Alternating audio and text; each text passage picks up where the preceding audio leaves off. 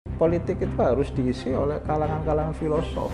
Grassroots itu maunya misalnya yang cenderung berseberangan dengan pemerintah. Ini bukan soal berani tidak berani, tidak ada hubungannya dengan itu. Ada kemaslahatan umum yang harus diselamatkan. Tegas posisi Muhammadiyah pro pada itu.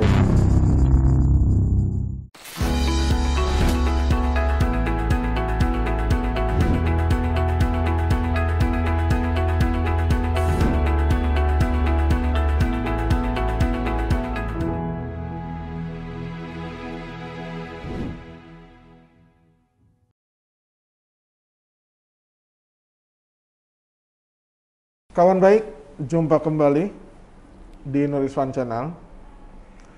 Kalau sebelumnya kita membahas bersama Mas Rektor Ma'mun Murad tentang profil, kali ini kita akan membahas tentang politik tingkat tingginya Muhammadiyah. Maksudnya Muhammadiyah dan politik. Karena Mas Ma'mun ini merangkap jabatannya selain rektor itu ya wakil ketua lembaga hikmah dan kebijakan publik. Berarti beliau ini salah satu aktor di balik statement-statement PP Muhammadiyah. Dan yang lebih hebat itu memang Muhammadiyah itu dalam penglihatannya Nuriswan Channel itu ya relasi yang dibangun dengan pemerintah itu pas terus gitu kan. Ada Pak Busro yang amat sangat vokal dalam kasus TWK terakhir ya kan. Tapi juga ada Pak Haidar Nasir sebagai Ketua Umum PP yang amat sangat santun, tapi pesannya sampai ke pemerintah atau ke Pak Jokowi. Jangan-jangan itu dibahas di lembaga atau majelis hikmah dan kebijakan publiknya Muhammadiyah. Gitu nggak tuh? Kalau ngeluarin statement politik itu gimana? Kalau di Muhammadiyah? Statement resmi PP Muhammadiyah memang dibahas gitu ya. Biasanya pada beberapa hal dibahas di Jakarta. Nah, kalau yang terkait dengan politik biasanya dibahas di Jakarta. Oh. Karena lembaga hikmah itu termasuk yang berkantor di sini di Jakarta. Karena untuk diketahui ya, jadi di Muhammadiyah kan masih ada dua kantor yang sama-sama aktifnya. Ada yang di Jogja, ada yang di Jogja ya. Di Jogja itu juga sebagian sih sudah dicek di Tiro ya, tapi sebagian masih ada juga di Ahmad Dahlan. Nah, kemudian yang di sini kan di Menteng Raya 62 gitu ya. Nah, di sana juga di Jogja juga ada beberapa majelis lembaga yang berkantor di Jogja kira-kira begitu. Kemudian ada juga beberapa lembaga majelis yang berkantor di Jakarta. Nah, yang di Jakarta diantara memang LHKP, Lembaga Hikmah dan Kebijakan Publik, sama Majelis Hukum dan HAM. Oh. Itu di sini. Kalau di sana MPKU diantaranya ada LSBO juga, Lembaga Seni Budaya Olahraga. Itu juga ada juga. Jadi setiap PP Muhammadiyah akan mengeluarkan suara resminya, itu memang dibahas ya? Ya, dibahas juga. Yang dibahas itu apanya? Dampaknya atau? Ya, termasuk banyak hal. Jadi materi pesan yang akan disampaikan, termasuk juga otomatis kalau sudah dibuat begitu kan mempertimbangkan banyak hal, kan? Dampaknya segala macam kira-kira seperti apa itu kan. Dan termasuk pilihan katanya? Ya, itu termasuk pilihan katanya. Dan ya harus diakui ya pada beberapa hal ini kan di Muhammadiyah itu ya memang sering disebutkan sebagai organisasi yang berkemajuan ya, dan kemudian juga kumpulan dari para guru besar kira-kira itu kan, tentu harus menggambarkan pernyataan-pernyataan ya kumpulan dari filosof itu gitu kan. Jadi bukan kumpulan yang rendahan sehingga diksi-diksinya juga tidak menggambarkan yang berperadaban, yang berkemajuan itu. Nah, jadi sangat hati-hati betul. Dan selama saya mulai mengenal Muhammadiyah ketika kuliah di S1 ya, sampai kemudian saya terlibat di Lembaga Hikmah dan Kebijakan Publik, artinya kan bersentuhan juga dengan PP Muhammadiyah, karena saya juga sebelumnya kan pernah di Pemuda Muhammadiyah ya. Itu betapa saya menyimpulkan bahwa betapa tidak mudah untuk mengenahkodai organisasi sebesar Muhammadiyah, terutama dalam konteks relasinya dengan pemerintah, kekuasaan, dengan politik. Itu memang tidak mudah. Dan saya cukup paham. Paling tidak kan yang saya intens itu ya, artinya mengikuti dan saya menjadi bagian dari itu kan ketika Ketua Umum dijabat oleh Bang Din ya, Prof. Din Samsudin, dan juga sekarang di bawah kepemimpinan Prof. Haidar Nasir. Saya sering memanggilnya sebagai ajengan Haidar Nasir gitu kan. Saya tidak manggil Kiai karena beliaunya kan dari Garut. Nah, kalau Garut kan ajengan gitu kan. Asgar. Asgar. Asli Garut. Dan itu memang tidak mudah. Saya membayangkan ketika orang seperti Pak Din menjadi ketua umum, karena nomenklatur ketua umum PP Muhammadiyah juga dimulai sejak Pak Din. Sebelumnya kan Buya Syafi'i ke belakang itu menggunakan istilah ketua, terus di bawahnya kan wakil ketua. Kalau sekarang menggunakan istilah ketua umum. Yang lain ketua. Yang lainnya ketua. Nah, saya membayangkan betapa tidak mudahnya menjadi ketua umum, ya, baik di Pak Din, ya, kemudian di era Mas Haidar ya, di era Pak Haidar Nasir itu memang tidak mudah, terutama ketika harus menyikapi beberapa persoalan yang terkadang isu panas ya, yang terkadang maunya grassroots itu apa, itu kan, misalnya grassroots itu maunya misalnya yang cenderung berseberangan dengan pemerintah misalnya, ini yang kadang agak menyulitkan posisi Muhammadiyah ketika tidak hati-hati betul mengambil kebijakan. Ini bukan soal berani tidak berani, tidak ada hubungannya dengan itu, gitu kan. Kira-kira kalau makomnya sekelas PP Muhammadiyah itu ya harus beginilah kira-kira, gitu kan. Dan tidak mudah menempatkan itu. Ada nggak mekanisme pengaturan di internal PP Muhammadiyah ketika harus menyuarakan isu panas, itu rapat menugaskan seseorang untuk menjadi juru bicaranya? Ya kan? Atau secara otomatis? Ada, jadi secara otomatis misalnya kalau terkait dengan hukum, Pak Busro maju. Kalau terkait dengan politik, kan Mas Makmun wakil ketua. Ketuanya siapa? Ketuanya kalau yang LHKP itu Mas Yono, ya. Dosen di Unhan, Universitas Pertahanan. Nah, ada mekanisme penunjukan begitu? Jadi gini, kalau isu itu isu yang betul-betul ini ya, besar ya, misalnya kayak undang-undang cipta kerja misalnya, kemudian terkait terorisme segala macam itu gitu ya, itu biasanya PP itu akan mengambil sikap jelas dan itu melalui rapat di internal pleno di internal PP Muhammadiyah gitu kan. Dan nanti biasanya pernyataan itu akan disampaikan oleh sekretaris umum atau didampingi tentu ada beberapa ketua ya, gitu. Tapi biasanya corongnya adalah sekretaris umum. Gitu. Apakah ada strategi khusus ketika menyuarakan satu pendapat resmi sebagai ormas keagamaan ya? Misalkan memang tidak semua isu harus ditanggapi oleh seorang ketua umum. Iya, betul. Ya kan? Emang itu diatur gitu? Iya. Jadi tidak semua. Jadi kira-kira kalau kasus tertentu ya itu cukuplah oleh IMM misalnya, cukuplah oleh Pemuda Muhammadiyah. Gitu kan. Memang ada begitunya ya? Kira-kira ada kelas-kelasnya lah, gitu kan. Tidak harus ketua umum kan ini makomnya sangat tinggi, gitu. Jadi tidak semua apa-apa itu harus ketua umum. Istilahnya kalau menyangkut isu negara yang terkait dengan presiden baru Pak.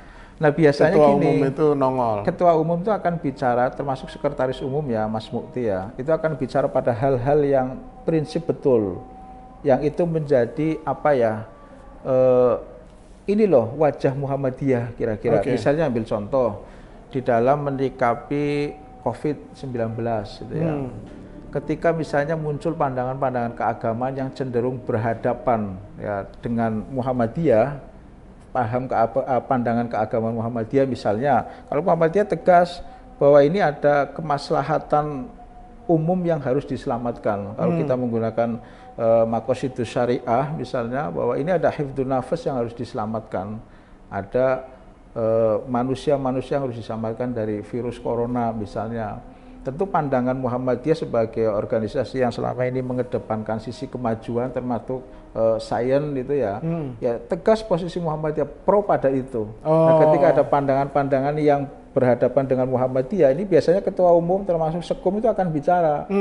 Misalnya ketika menyikapi satu video yang viral soal inna sholati wa nusuki wa mahyaya wa mamati lillahi rabbil alamin ya ditafsirkan secara serampangan gitu kan, apalagi kemudian yang menafsirkan itu bukan ahlinya, ini biasanya ketum akan mereaksi itu hal-hal begitu. Karena apa? Ini dikhawatirkan kalau pandangan yang seperti ini yang cenderung neo-jabariyah kemudian berkembang di masyarakat, ini bahaya, mengganggu akidah. Bukan soal akidah juga ya, tapi mengganggu apa yang selama ini sudah diikhtiari oleh Muhammadiyah untuk membantu secara tulus penanganan COVID itu. Itu Mas Mamun, misalnya. nanti kita sambung lagi, ya kan? Sejenak kita lewat iklan dulu. Terima kasih. Iya.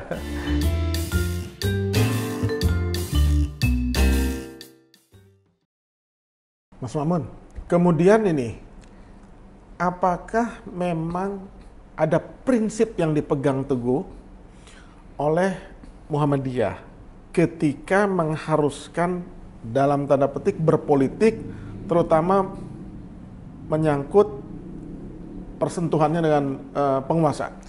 Apa prinsip yang dipegang? Jadi prinsipnya itu kembali ke Hitoh 1912 gitu ya.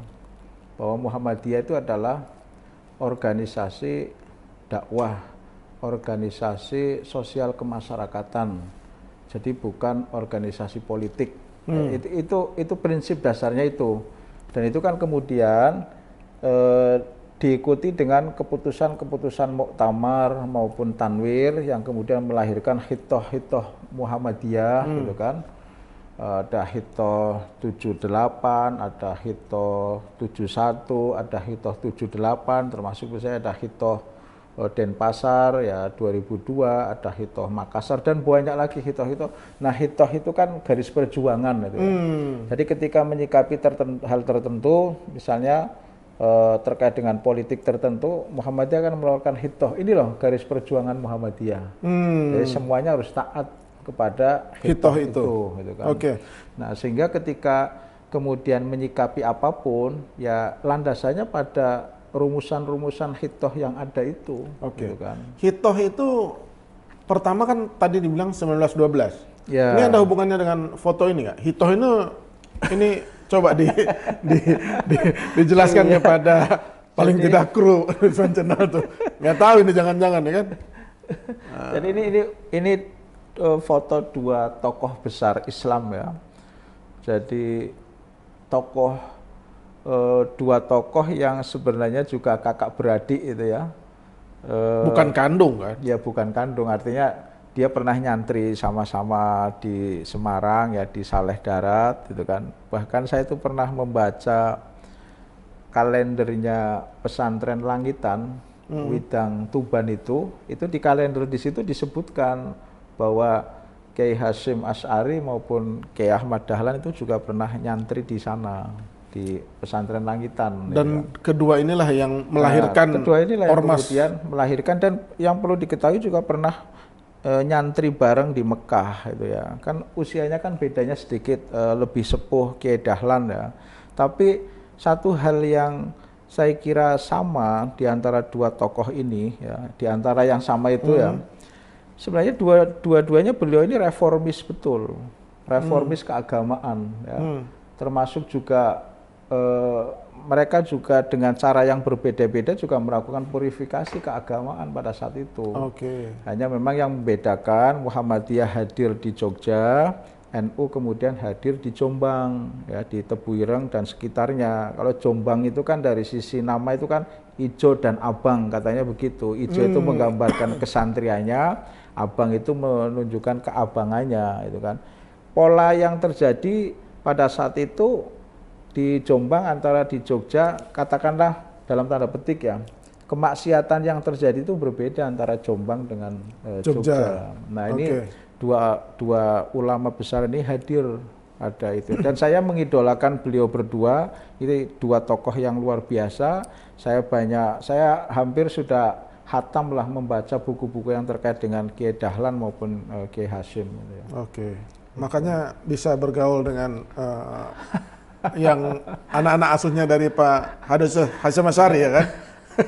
Ya saya relatif ini ya, karena dulu saya juga pernah nyantri ya di tambak beras di Jombang gitu ya.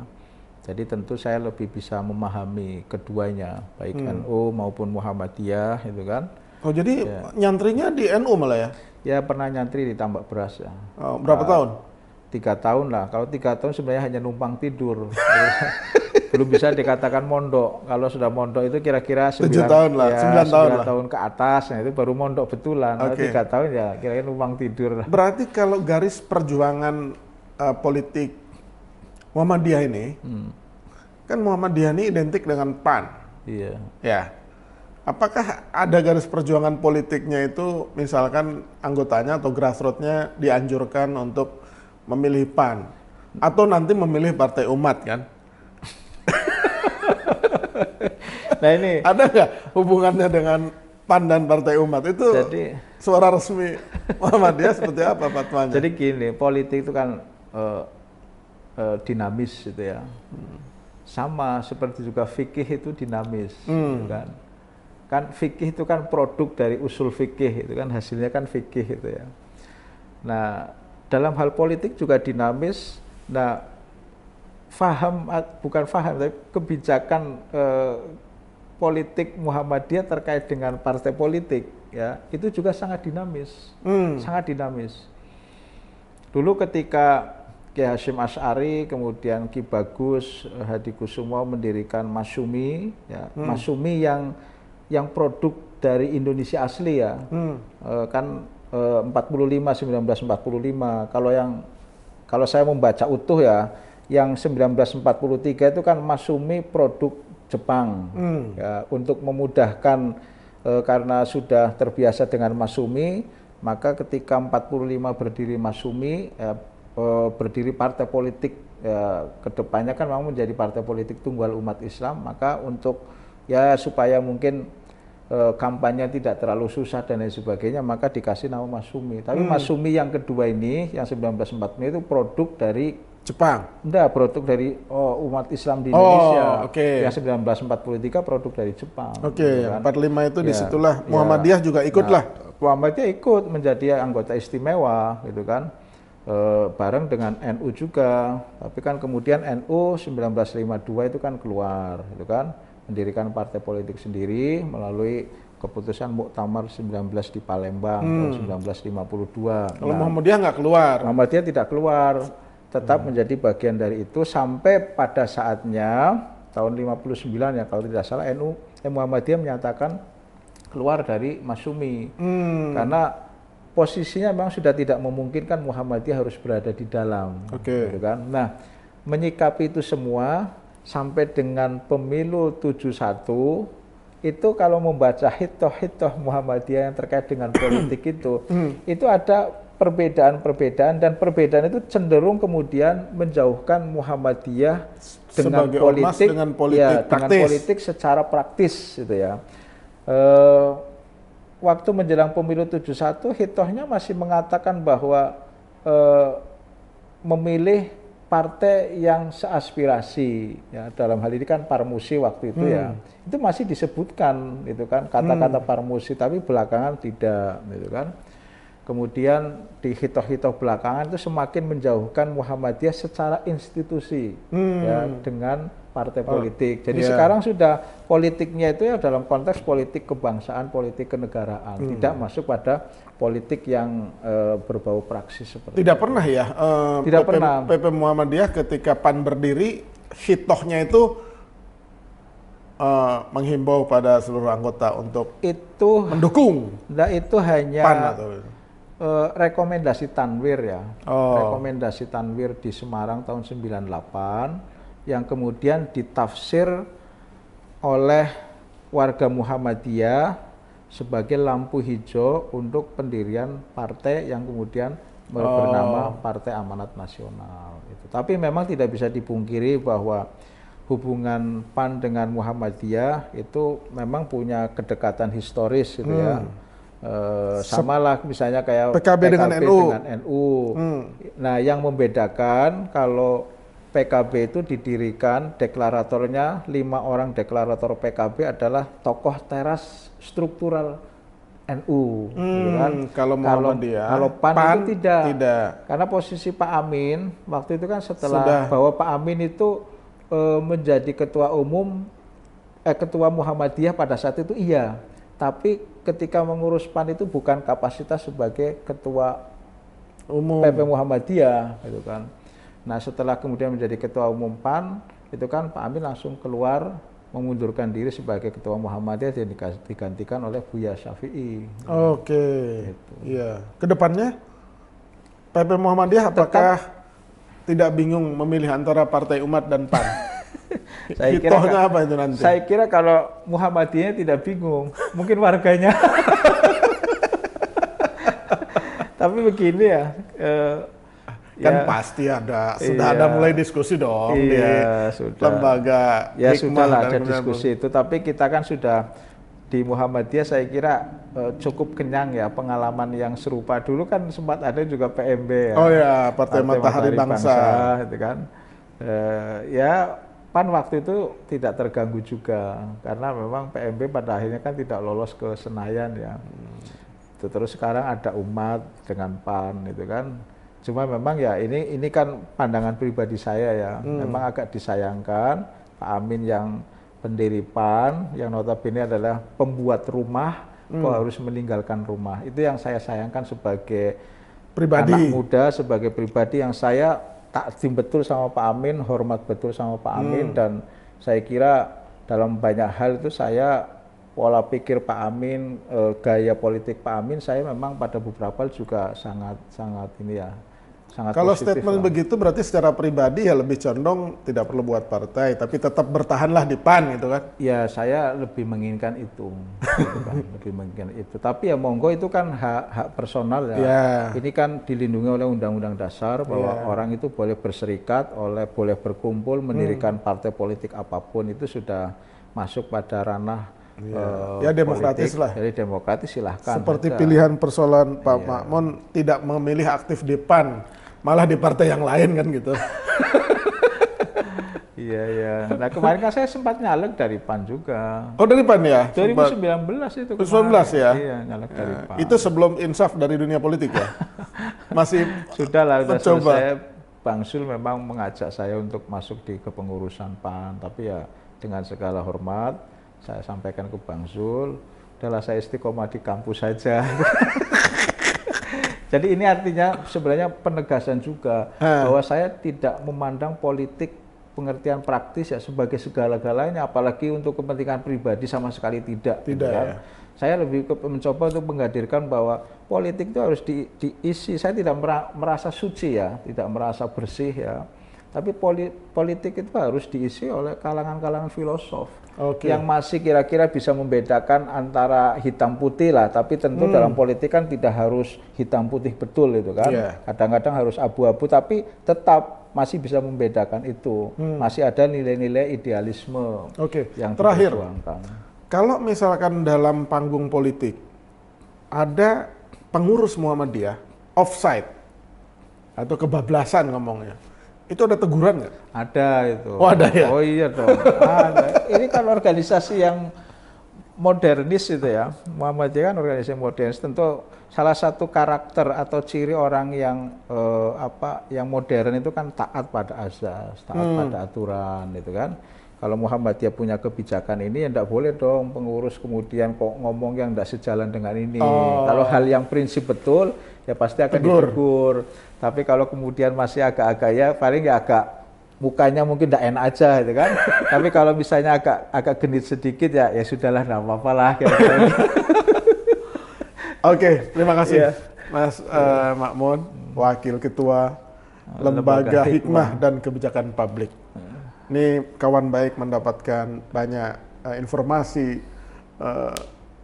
dapur rahasia tentang bagaimana Muhammadiyah menjaga betul wibawanya sebagai ormas keagamaan yang harus tetap berjarak dengan kekuasaan. Nanti kita akan bahas bersama Mas Makmun. Nanti temanya kita pilih yang lebih seru tentang kekaguman kita terhadap jaringan Universitas Muhammadiyah yang kebetulan Mas Ma'mun itu menjadi rektor di Universitas Muhammadiyah Jakarta. Jangan lupa subscribe, like, share, dan komen. Terima kasih. Terima kasih Mas Ma'mun. Oke, terima kasih Mas Iswan.